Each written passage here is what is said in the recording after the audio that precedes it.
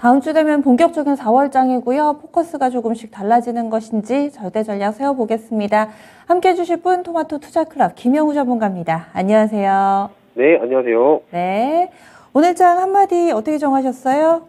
네, 오늘장 한마디로 말씀드리면 이제 유가가 하락했고 리오프닝의 기대감이 확대되었다 이렇게 말씀드리도록 하겠습니다. 유가, 리오프닝 두 가지로 잡으신 이유는요? 일단은 유가가 아무리 전반적으로 이제 증시에 굉장히 미치는 영향이 크죠. 유가는 이제 산업의 근간이 되는 에너지이기 때문에 이 부분이 있어서 좀 증시에 아무래도 이제 수급적인 측면에서 많은 영향을 준다고 보시면 되겠습니다. 그리고 이제 리오프닝 같은 경우에는 이제 유가가 하락이 되면서 시장이 안정화된다면 이 리오프닝에 대한 기대감이 지금 잔존해 있는 기대감이 한번 폭발을 할 수가 있습니다. 그런 부분에서 리오프닝 기대감에 대한 그런 부분을 계속해서 살펴보자라는 의미에서 이런 한마디 정했습니다. 네. 아마 이 부분이 오늘장 체크 포인트에도 반영이 좀 될 것 같은데요. 워낙에 또 개별적인 재료들도 영향을 많이 미쳤고요. 눈에 띄었던 특징들 몇 가지 정리해 볼까요? 네, 오늘장 이제 체크 포인트를 보시면요. 첫 번째로 이제 쌍용차 인수에 대한 얘기가 좀 핫하게 나오고 있죠.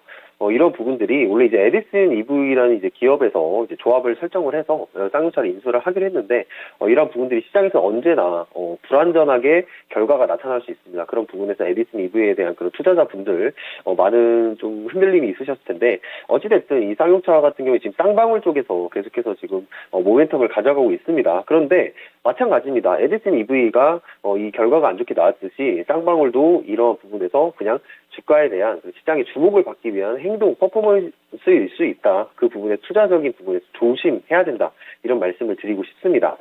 자, 두 번째로는 지금 미국 비축유 100만 배럴을 이제 6개월간 공급한다는 얘기가 있습니다. 그 부분에서 지금 러시아산 원유 금수 조치에 대해서 그 부분을 이제 수급적으로 풀기 위해서 미국에서 드디어 결정을 했죠. 6개월간 매일 100만 배럴의 비축유를 방출하기로 했습니다. 이 부분은 이제 사상 최대의 규모로 지금 판단이 되고요. 그 부분에서 이제 단기적으로 유가 안정이 된다면 시장 전반적인 산업이 안정이 되고 그 결과로는 이제 시장이 안정화가 될 수 있습니다. 그렇기 때문에 이러한 신호 하나만 보신다고 한다면 이 신호 하나를 본다면 그 시장에는 긍정적인 호재로 작용을 하겠다. 이따가 말씀드리겠지만 이제 이러한 시장의 수급들이 에너지 관련주들이 조금 빠르게 변동성 있게 움직일 수 있기 때문에 그러한 부분들은 좀 조심스럽게 매매를 하셔야겠고요. 자, 세 번째로는 방역 해제에 따른 이제 리오프닝이 점점 도래를 하고 있습니다. 이제 정부가 2주간 사회적 거리두기 체제를 이제 완화를 했고 코로나 유행 자체도 완연히 감소세로 전환이 되고 있습니다.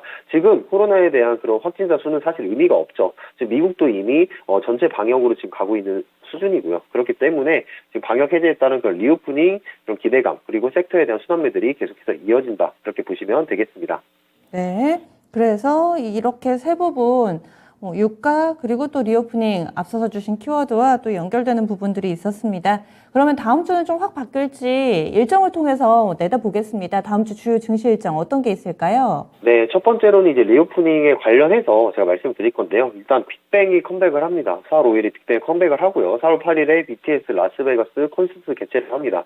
저번에 했던 그 라스베가스 콘서트 또한 캐시카우 현금 창출을 굉장히 많이 했죠. 이런 부분에서 엔터에 대한 실질적인 수급을 한 번 더 불러일으킬 수 있는 기대감이 있는 일정이라 제가 이렇게 소개를 해드리고요. 이제 BTS 같은 경우는 최근에 방금이었죠. 군 현역 복무 면제에 대한 방안은 지금 검토 중까지 있습니다. 그렇다면 하이브에 대한 그런 주가 기대감이 모멘텀으로 좀 더 작용할 수 있다. 이것도 투자 아이디어로 한번 가져가 보시고요. 그리고 이제 4월 6일에 드디어 이제 미국 FOMC의 의사록이 공개가 됩니다. FOMC 인사 같은 경우에는 계속해서 2%대를 좀 주장을 하고 있습니다. 그런데 지금 계속해서 빅스텝에 대한 논의가 나오고 있습니다. 그 이유는 물가 인플레이션에 대한 우려 때문입니다. 그렇기 때문에 이 빅스텝에 대한 그런 부분도 생각을 해야 되고 이런 가능성은 항상 열려 있기 때문에 만약 빅스텝이 진행이 된다면 주가는 어느 정도 하방 압력을 받을 수 있다. 그 부분 다음 주에서 체크를 인사록을 통해서 체크를 한번 해보셔야 되고요. 그 다음으로 이제 4월 8일에 모트렉스 거래 정지가 있습니다. 개별주의 그런 이슈이긴 하지만 어쨌든 주식 병합에 대한 얘기를 말씀드리고 싶어서 제가 가져왔습니다. 자, 주식 병합을 만약에 한다면 이런 원래는 이제 동전주라고 하죠. 이 동전주라고 했을 때 사람들이 거래에 대한 투심이 불러일으키지 않을 수가 있는데 만약에 이 주식 병을 한다면 그런 싼 주식이라는 이미지에서 벗어날 수 있다. 하지만 결과적으로 뭐 주식 발행액이라든지 아니면 자본금 그리고 주주에 대한 그런 규모 같은 경우는 전혀 뭐 변화가 없습니다. 그런 부분에서 시가총액 부분에서는 문제가 변화가 없으니까요. 이러한 점은 항상 투자적으로 주식 병합이 이런 거구나라는 체크 포인트를 가져드리기 위해서 제가 한번 가져와 봤습니다. 네. 그리고 엔터 섹터 오늘도 주목받았었는데 이런 이벤트를 준비해 주신 이유는 이벤트를 집중해서 보자고 일정으로 꼽아주신 이유는 엔터 섹터의 강세 움직임 더 이어질 걸로 보시는 거죠? 저는 단기적으로 이어질 거라고 봅니다. 지금 한 파동이 더 남아있다고 보고요. 결국에는 지금 어떻게 본다면 과대낙폭을 하고 있는 실적주들 위주로 좀 보셔야 된다고 말씀을 드리고 싶은데, 엔터들이 이제 턴어라운드 하는 그런 시점에서, 거기에 이제 JYP 엔터 같은 경우에는 스테이키즈가 글로벌 차트 200에 드는 그런 기업까지 토해냈잖아요. 그런 부분에 전체적인 엔터 수급이 한 번 더 파동이 남았다라는 생각에 리오프닝 관련주 중에 엔터주를 가져와 봤습니다. 네. 그럼 일정 체크했고요. 다음 주에 체크 포인트 어떤 거 보세요? 네, 일단 다음 주 체크 포인트로는 이제 절대 전략을 말씀하신 거죠. 네, 다음 주 체크 포인트는 제가 한 번에 이렇게 이어서 말씀을 드려야 될 것 같아요. 네, 일단은 첫 번째로 에너지 관련주들에 대한 차익 실현의 매물을 주의해야 된다. 아까 말씀드렸던 것처럼 유가에 대한 안정세가 진행이 되고 있기 때문에 이를 대체할 수 있는 에너지 그리고 신재생 에너지의 부분에 대해서 차익 실현 매물들이 강하게 나올 수가 있습니다.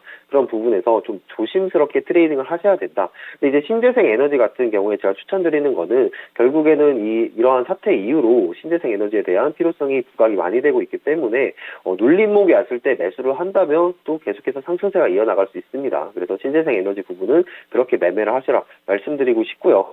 그리고 이제 정책 관련주들을 지속적으로 체크를 해야 됩니다. 지금 일단은 대통령 당선 이후에 에너지 그리고 금융업종 쪽이 좋은 흐름을 이어갔죠. 거기에 이제 건설 정책주들까지 계속해서 좋은 흐름을 이어가고 있는데, 일단 에너지 쪽은 아까 말씀드렸던 것처럼 이제 탈원전 정책 쪽을 봐야 되고요. 원자력 쪽 봐야 되겠죠. 그 중에서도 이제 테마주들로 움직이고 있는 것들이 있어요. 제가 여기서 종목을 이렇게 쉽게 말씀드리면 좀 투심이 악화되실까봐 좀 걱정스러운데, 어쨌든 대형주 위주로 매매를 하셔라 말씀을 드리고 싶고요. 여기 이제 신한울 3, 4호기에 대한 그 재개에 대한 그런 부분들이 이슈로 나타나고 있기 때문에 원전 쪽을 좀 보셔라 말씀드리고 싶고, 거기에 더 나아가서 이제 탄소 중립까지 본다면 이 부분들은 지금 당장에 매매를 할 수 있는 포인트로 잡아드리기는 좀 애매하지만 어쨌든 탄소 중립에 대한 부분은 글로벌적인 흐름의 필수적인 요소라고 볼 수가 있겠습니다. 기업들이 계속해서 사업을 영위하기 위해서는 탄소 중립 계속 가져가 봐야겠죠. 그렇기 때문에 이 탄소 중립 관련주들도 계속해서 눈여겨 보셔야 되겠고요. 그리고 이제 세 번째로는 제가 보고 있는 건 금융 섹터를 주목을 해봐야 됩니다. 계속해서 이 물가 인플레이션을 잡기 위해서 연준에서는 빅스텝에 대한 논의를 계속해서 꾸준히 매파적 발언을 서슴지 않게 하고 있습니다. 그러한 부분에서 금융시장, 금융주들 금리 인상에 따른 그 수혜를 받을 수 있는 부분이 있기 때문에 그런 금융주들을 계속해서 보셔야 되고요. 더 세밀하게 말씀드리면 첫 번째는 이제 자본시장이 있고 두 번째는 대출시장이 있습니다. 자, 자본시장의 측면으로는 이제 개인 투자자분들의 이제 비율이 높아지면서 양도소득세에 대한 그 폐지 부분들이 계속해서 부각을 갖고 있습니다.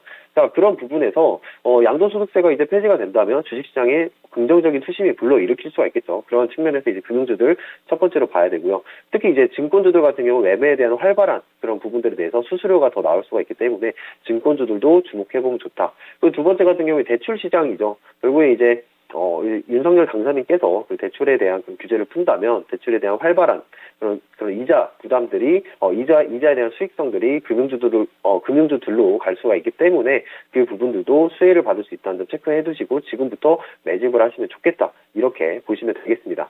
네, 쭉 체크 포인트와 함께 전략 알려주셨는데요. 그러면 절대 전략 총정리로 좀 깔끔하게 마무리를 해주시죠. 네, 일단은 시장이 디커플링이고요. 시장은 지금 디커플링이 진행되고 있고 아직은 보수적인 관점이 유효합니다.